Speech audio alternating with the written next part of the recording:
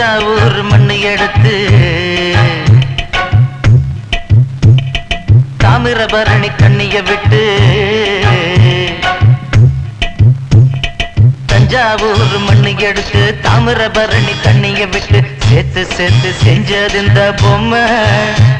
இது பொம்மை இல்ல உண்மை. எத்தனையோ பொம்மை செஞ்ச கண்ணம்மா,